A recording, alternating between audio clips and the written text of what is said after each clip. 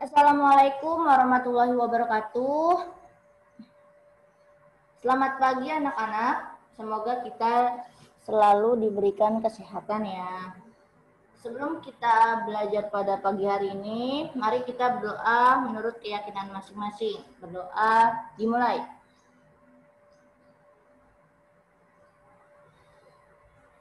Berdoa selesai. Jika kita sudah berdoa, mari kita melanjutkan pembelajaran pada hari ini. Kira-kira sudah ada yang tahu pembelajaran hari ini apa? Iya, benar sekali. Pembelajaran pada hari ini adalah termokimia. Untuk lebih jelasnya, Ibu akan share screen PPT-nya ya. Oke, jadi hari ini kita akan belajar termokimia.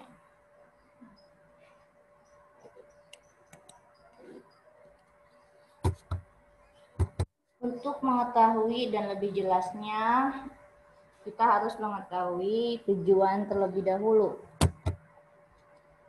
Yang pertama ada mengidentifikasi reaksi yang membutuhkan kalor dan reaksi yang melepaskan kalor dengan benar. Yang kedua, menjelaskan pengertian energi, kalor, sistem, dan lingkungan. Dan yang terakhir, kita akan membahas tentang menentukan reaksi eksoterm dan endoterm dengan benar.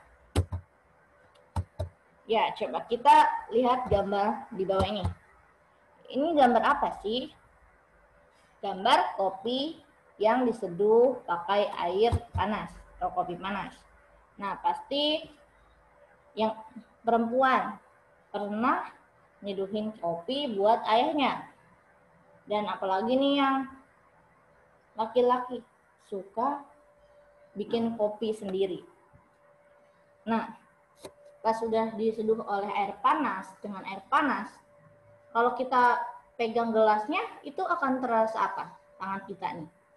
Terasa panas kan?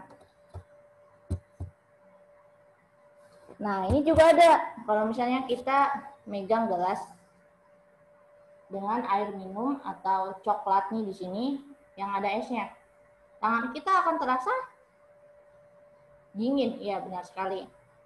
Kira-kira ada yang tahu kenapa kopi yang diseduh air panas bisa panas kalau udah kena tangan kita, terus coklat dingin bisa terasa dingin di tangan kita. Kira-kira penyebabnya apa?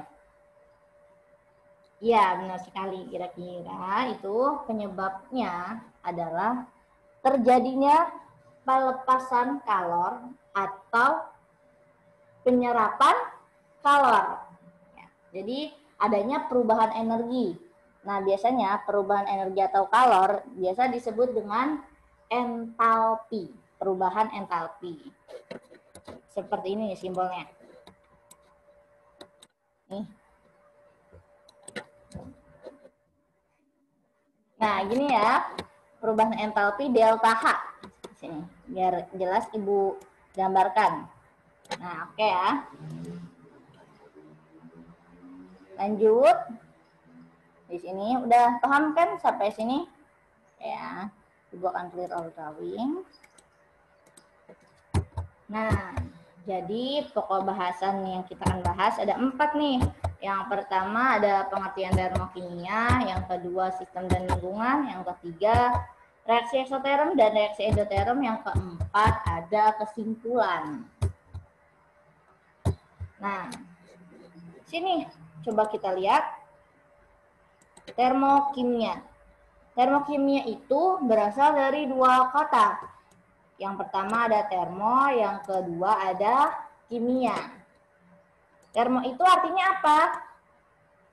Artinya panas. Sedangkan kimia itu artinya di sini dalam konteksnya merujuk pada reaksi kimia. Reaksi kimia. Jadi, pengertian dari termokimia apa? Ya, sudah ada yang bisa menyimpulkan. Ya, jadi pengertian dari termokimia adalah cabang ilmu kimia yang mempelajari panas yang berhubungan dengan reaksi kimia serta perubahan energi yang terlibat. Maksudnya dari perubahan energi yang terlibat apa? Tadi seperti kopi sama coklat, yaitu adanya pelepasan kalor atau penyerapan kalor. Seperti itu ya. Oke, lanjut.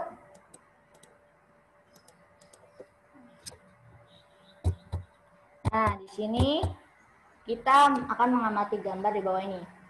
Ini ada gambar apa?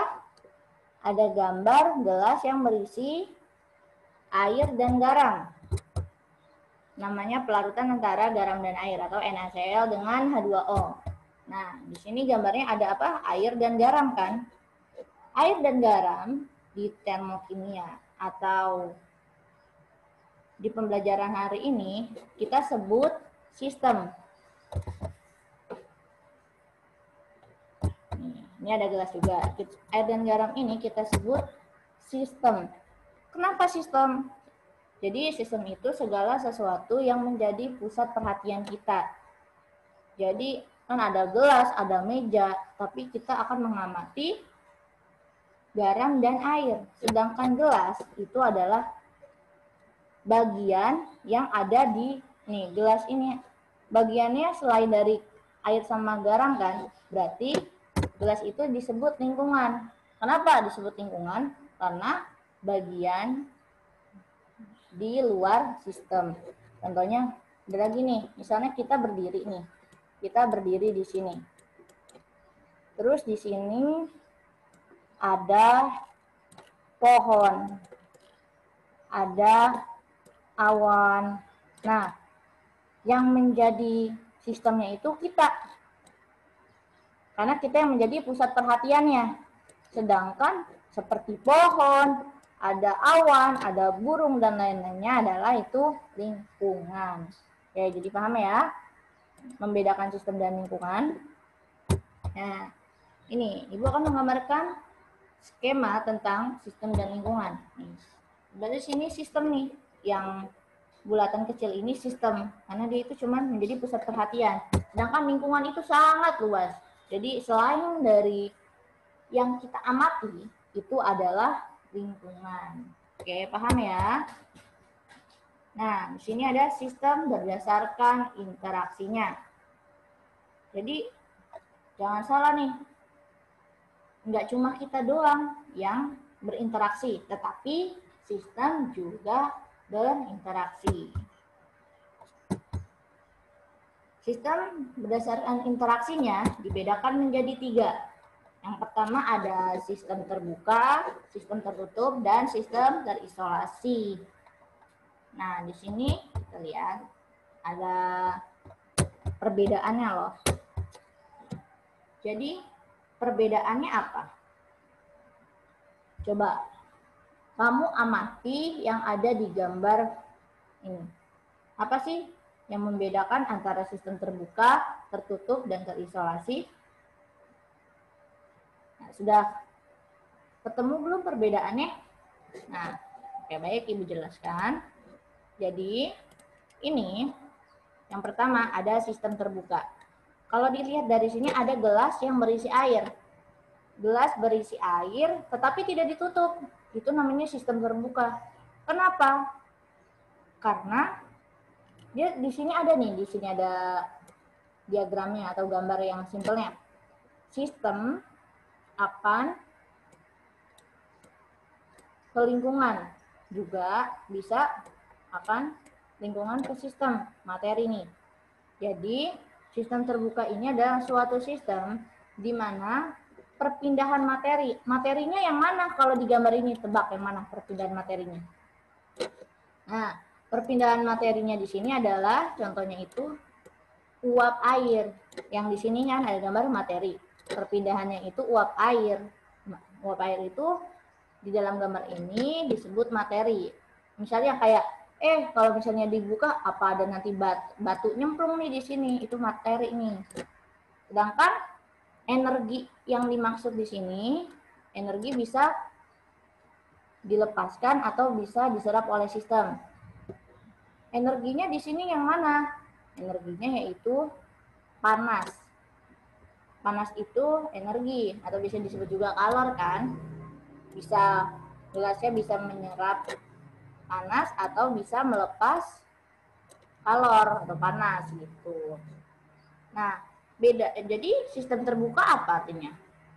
Sistem terbuka adalah suatu sistem di mana terdapat perpindahan materi dan energi dari sistem ke lingkungan atau dari lingkungan ke sistem. Oke ya, paham sampai sini? Oke. Selanjutnya ada sistem tertutup. Di sini kita bisa lihat bedanya antara sistem terbuka dengan sistem tertutup. Sistem terbuka tidak ada tutupnya, yang sistem tertutup ya ada tutupnya. Di sini contohnya ada gelas yang berisi air yang ditutup oleh piring. Nah, di sini nggak ada materinya. Kenapa? Misalnya kita mau jatuhin batu nih ke sini nih, atau udara nih, ada udara, misalnya ada oksigen, misalnya ada apapun yang ada di udara nih, tidak akan bisa masuk ke sini karena sudah ditutup itu oleh piring. Jadi materinya itu tidak akan masuk ke dalam air atau gelasnya. Nah, tetapi di sistem tertutup masih ada perpindahan energi. Perpindahan energi bisa menyerap panas atau bisa melepas panas gitu. Seperti tadi ada botol nih yang berisi air dingin atau ada botol yang berisi air panas. Kalau yang air dinginnya menyerap panas, bisa menyerap panas, sedangkan kalau air panasnya akan keluar nih, melepaskan kalor. Jadi tangan kita tuh terasa panas gitu. Ya. Nah, selanjutnya ada yang namanya sistem terisolasi. Sistem terisolasi itu tuh yang benar-benar rapet banget, nggak ada perpindahan energi dan tidak ada perpindahan materi. Jadi sistem terisolasi biasa disebut apa? Sistem terisolasi adalah suatu sistem di mana tidak memungkinkan untuk terjadi perpindahan, baik itu materi ataupun energi antara sistem dan lingkungan, karena di sini sudah ditutup nih. Nah, yang harusnya tidak pindah di sini nih, jadi ditutup nih, jadi nggak bisa kemana-mana. Energinya cukup di sini aja. Jadi di sini nanti tidak akan terasa panas atau tidak akan terasa dingin seperti itu. Ya, paham? Selanjutnya ada contohnya nih, contoh sistem berdasarkan interaksi. Sistem terbuka contohnya apa? Ya, benar, gelas, air gelas nih, biasanya di sini gelas yang berisi air yang biasa kamu minum di rumah. Nah, yang kedua itu sistem tertutupnya adalah botol. Kalau misalnya kita lihat botolnya itu ketutup kan, oleh tutup botolnya, maka itu disebut sistem tertutup. Karena cuma bisa kerasa dari sini nih, nggak bisa masuk batu, nggak bisa masuk pasir. Kalau di sini nggak bisa kan karena ditutup. Kalau ini bisa. Nah, kalau sistem terisolasi ini, kalau kita pulang kampung bawa termos, terus nyeduh kopi, tetap tahan panas kan, tetap nanti pas diseduh tuh panas, padahal udah berapa jam gitu kan. Nah, karena dia sistemnya tertutup atau terisolasi. Kemudian ada hubungan. Pasti di dalam semuanya memiliki hubungan. Nah, sistem dan lingkungan juga punya hubungan. Hubungannya apa? Hubungan antara sistem dan lingkungan di sini ada yang namanya transfer energi. Nah, sistem di sini, tunggu ya, tunggu ya. Di sini ada sistem. Sistem dapat mengalami kerja dan lingkungan juga akan memberikan kerja ke sistem. pokoknya ini bolak-balik bisa. Sistem bisa melepaskan kalor. Lingkungan juga bisa memberikan kalor ke sistem. Kalau misalnya lingkungan memberikan kalor ke sistem, itu biasanya disebut menyerap kalor. Sedangkan sistem ke lingkungan itu biasa disebut menyerap kalor. Maka nanti akan terjadi yang namanya kalor Q yang dilepas. Nih, dilepas itu dari sistem ke lingkungan. Nih, coba Ibu ini biar jelas banget. Nih, kalau misalnya kalor yang dilepas berarti sistem ke lingkungan, dan dibutuhkan. Dibutuhkan berarti sistem lingkungan ke sistem. Jadi menyerap kalor dalam suatu reaksi kimia dalam keadaan tekanan tetap. Nah, biasanya disebut entalpi. Tetapi di sini harus digarisbawahi, entalpi ini tidak bisa sendiri. Jadi harus ada perubahan. Jadi biasanya disebut yang di awal tadi, perubahan yang namanya perubahan entalpi. Jadi harus ada H akhir dikurang H awal. Atau biasanya H akhirnya itu produk, H awalnya itu reaktan, bisa juga sebaliknya gitu ya. Yang intinya ini H akhir dikurang H awal ya. Oke, paham? Nah, nanti lebih jelasnya pembahasan akan dibahas selanjutnya. Kemudian ada reaksi eksoterm. Nah, dalam jenis-jenis reaksi di termokimia itu ada dua. Yang pertama itu ada reaksi eksoterm. Ini maksudnya apa sih? Gambar seperti ini ada yang diagram, ada yang buletan. Nah, jadi reaksi eksoterm adalah reaksi yang terjadi karena pelepasan kalor. Kenapa? Kok bisa disebut pelepasan kalor? Kita perhatikan gambar di bawah ini, di atas. Nih, di sini. Ini sistem. Ini tanda panahnya keluar kan? Artinya dia itu melepaskan kalor. Coba biar kita mudah nih. Kita misalkan di sini ingat aja. Misalnya ini maaf ya. Di sini bentar. Nih di sini. Disebut sizzling. Nah, di sini sizzling. Sini. Sistem ke lingkungan, kita lihat ini sistem. Di sini kan di luar dari sistem itu lingkungan kan, berarti sistem ke lingkungan. Sistem ke lingkungannya bagaimana? Tandanya berarti dia melepaskan kalor. Ingat aja siskamling. Kalau siskamling kan orang itu harus keluar rumah kan, jadi harus dilepas gitu. Nah, akibat dari pelepasan kalor tersebut, otomatis gini, misalnya sistem, ibaratnya kita bayangkan ini sistem itu di rumah dan lingkungan itu di luar. Kalau misalnya orang rumah pada ke lingkungan, pada keluar, otomatis apa? Otomatis ini lingkungannya jadi panas kan, berarti suhunya akan naik, ya kan? Sedangkan sistemnya akan berkurang. Sistemnya akan berkurang. Tadi kan udah bahas tuh perubahan entalpinya. Berarti makanya itu delta H-nya adalah negatif gitu. Oke, paham sampai sini? Makanya dibuatlah diagram tingkat energi reaksi eksoterm ini seperti ini. Nah, kan udah tahu nih delta H-nya itu negatif. Kalau reaksi itu biasa disebut apa? Reaktan kan?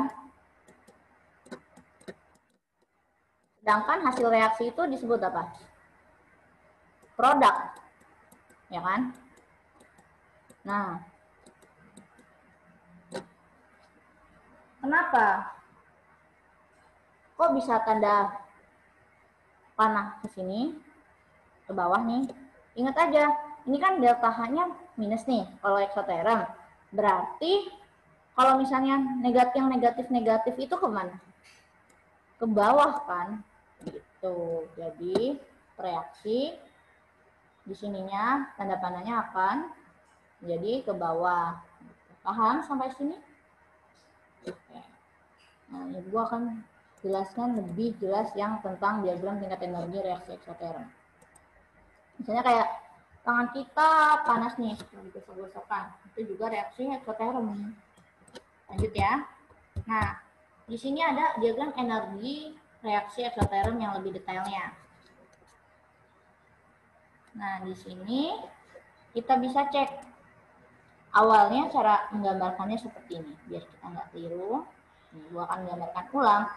Di sini, sebelum berubah jadi produk nih, di sini nih, sebelum jadi produk, maka ini harus terlebih dahulu seperti ini. Sebelum, ini kan ini reaktan nih, terus jadi produk seperti apa? Untuk menjadi produk harus mencapai dulu yang namanya kompleks teraktivasi. Jadi harus sampai sini dulu nih, sampai sini baru jadi produk. Nah, bagaimana sih caranya? Mereka itu setelah harus menjadi kompleks teraktivasi, di sini harus ada yang namanya, ini nih yang ditanda panah biru, energi aktivasi. Energi aktivasi itu apa? Yaitu energi yang dibutuhkan untuk apa? Untuk mencapai produk, untuk menghasilkan reaksinya. Contohnya kayak ibaratnya ada hidrogen sama oksigen. Misalnya hidrogen sama oksigen nih, kalau dicampurin doang nih, nggak terjadi apa-apa. Tapi kalau dikasih energi aktivasinya, misalnya pakai pemanasan, dibakar sedikit aja, nanti hidrogen sama oksigennya bisa meledak. Seperti itu. Jadi energi aktivasinya bisa sebuah perantara gitu. Jadi, nah setelah sudah mencapai energi aktivasinya, udah ada nih energi aktivasinya kayak hidrogen dan oksigen kan dipanaskan, terus jadi meledak. Itu berarti udah meledaknya itu apanya? Berarti produknya gitu. Nah, kenapa? Kok bisa sih delta H-nya negatif? Delta H-nya negatif itu dikarenakan kan rumus entalpi itu delta H sama dengan delta H. Nih, sama dengan H akhir dikurang H awal kan. H awal H akhirnya itu apa? Produk kan? Lihat di sini produknya. Produknya lebih kecil atau lebih besar di sini? Ibaratnya kalau gampangnya nih, Ibu akan analogikan. Ini sebenarnya bukan sepertinya ya, Ibu analogikan. Ini 4. Misalnya produknya di sini sejajar dengan berapa? 1 kan? Delta H misalnya di sini. Ini Ibu analogikan biar mudah membacanya. Nih, delta H. Misalnya ini produk. Produk di sini 1. Ya kan? Dikurang. Reaktannya berapa di sini? 4 kan? Berarti di sini apa? Min 3.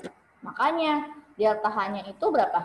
Pasti kalau reaksi eksoterm itu negatif karena entalpi atau produknya lebih kecil daripada reaktannya. Lihat di sini ada reaktannya di sini. Setelah terjadi kompleks teraktivasi di sini, produknya malah di bawah reaktan. Makanya dia jadi min delta H.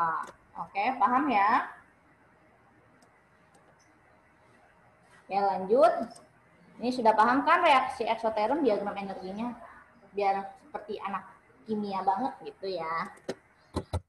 Selanjutnya ada yang namanya reaksi endoterm. Nah, ini juga kok sama halnya dengan reaksi eksoterm, cuma kebalikannya. Jelasin di sini reaksi endoterm. Nih, reaksi yang disertai dengan perpindahan kalor dari lingkungan ke sistem. Terlihat kan panahnya di sini. Ini lingkungan, kalornya itu pindah ke sistem atau panasnya itu pindah. Nah, itu namanya reaksi endoterm. Gimana reaksinya? Nih, caranya lihat di diagram tingkat energinya gimana. Nah, ini ke atas reaksi, atas hasil reaksi di sini. Gimana caranya? Kalau itu berarti tadi kan siskamling, kalau eksoterm. N itu berarti di dalam, berarti menyerap kalor kalau endoterm. Berarti lingkungan ke sistem. Jadi dari misalnya kamu main terus ke rumah, itu berarti lingkungan ke sistem. Nah gitu kan, lingkungan ke sistem. Karena kalau misalnya lingkungan ke sistemnya itu berarti yang tadinya orang-orang pada di luar terus masuk ke rumah. Jadi lingkungannya di situ suhunya naik apa turun? Pasti suhunya itu turun kan? Berarti kalau suhunya turun, sistemnya entalpinya itu akan mengalami positif gitu. Paham sampai sini? Nah, karena mereka positif nih, dari lingkungan ke sistem, kayak orang kan misalnya main di rumah doang nih, rata-rata lebih nggak gampang kena pergaulan bebas kan dibandingkan lingkungan di luar gitu. Makanya dia positif. Karena positif, biasanya kalau positif arahnya kemana? Ke atas kan. Jadi reaksi sama hasil reaksi. Jadi arahnya atas. Ingat ya, reaksi itu reaktan, hasil reaksi itu produk gitu. Jadi makanya delta H-nya positif. Paham sampai sini? Ya. Kemudian diagram energi reaksi eksoterm. Maaf, ini harusnya endoterm ya. Ini harusnya endoterm nih. Diganti ya. Nih. Ini harusnya endo. Maaf, Ibu salah nulis. Di sini endoterm nih. Nah, di sini reaksi endotermnya apa? Bagaimana cara membacanya? Sama seperti reaksi eksoterm sebelumnya, yaitu di sini kita lihat cara bacanya. Untuk mencapai kompleks teraktivasi harus diberikan apa tadi kata Ibu? Energi aktivasi. Nah, di sini terlihat nih reaktannya kalau di endoterm itu lebih kecil kan dibandingkan produk. Nih, misalnya di sini reaktannya 1. Di sini ada gambar grafik lagi nih, 2, 3, 4. Produknya itu sejajar nih. Produknya sejajar sama 4. Berarti 4 sesuai rumusnya delta H produk. 4 dikurang delta H yang reaktannya apa? 1 nih. 4 dikurang 1 berapa? Sama dengan 3. Jadi kalau di endoterm itu produk lebih besar daripada reaktan. Paham kan? Sampai sini apa itu arti dari reaksi eksoterm dan endoterm? Tahu kan bagaimana cara membedakannya antara reaksi eksoterm dan endoterm? Oke. Jika sudah paham, ada yang harus Ibu sampaikan juga nih. Nih rata-rata hanya sampai ke sini saja guru menjelaskan, tapi tadi kan dibilang reaksi eksoterm itu suhunya akan naik. Kalau eksoterm suhunya akan naik. Terus reaksi endoterm suhunya akan turun. Ada beberapa reaksi ekso atau endoterm yang harus dipanaskan atau didinginkan. Misalnya awalnya kan gini, reaksi misalnya di sini ada ini ekso nih, misalnya ini eksoterm. Ini eksoterm. Ini ekso ya bacanya. Maaf, ini reaksi ekso. Kan tadi katanya reaksi ekso itu suhunya naik. Ada juga beberapa dari reaksi eksoterm itu harus didinginkan.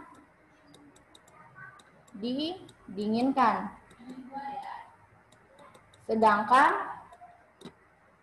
reaksi endoterm kan tadi katanya suhunya turun kan? Suhunya turun. Tapi ada juga yang harus dipanaskan. Agar tidak. Jadi ini namanya ada yang namanya reaksi spontan dan reaksi tidak spontan ya. Oke. Ini cukup diketahui saja ya. Oke. Selanjutnya kita akan membahas reaksi, contoh reaksi eksoterm. Ada yang namanya ini apa? Bom, ya kan? Bom meledak. Kita nggak pernah lihat bom ya. Jadi kita bayangkan saja petasan. Misalnya kita bakar petasannya. Tadinya tuh petasannya diem-diem aja kan, karena kita bakar akan meledak petasannya. Terus reaksi eksotermnya itu ada lagi korosi logam. Padahal didiem-diemin aja karena kena suhu panas atau gimana nya, jadi karatan karena oksigen. Nah, ini respirasi juga termasuk reaksi eksoterm. Kemudian ada reaksi endoterm. Nah, contohnya itu ada reaksi yang namanya fotosintesis sama es yang dibekukan. Ibaratnya kalau es yang dibekukan, kenapa sih bisa disebut reaksi endoterm? Karena yang tadinya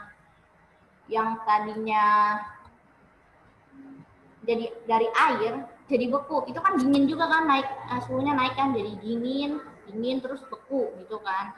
Nah, pas dingin terus beku, nah ini berarti dia menyerap kalor. Yang tadinya air suhunya 25 derajat bisa 1 derajat gitu. Nah, jadi kesimpulannya alam dibagi menjadi 2, yaitu sistem dan lingkungan. Sistem berdasarkan interaksinya dibagi 3 macam.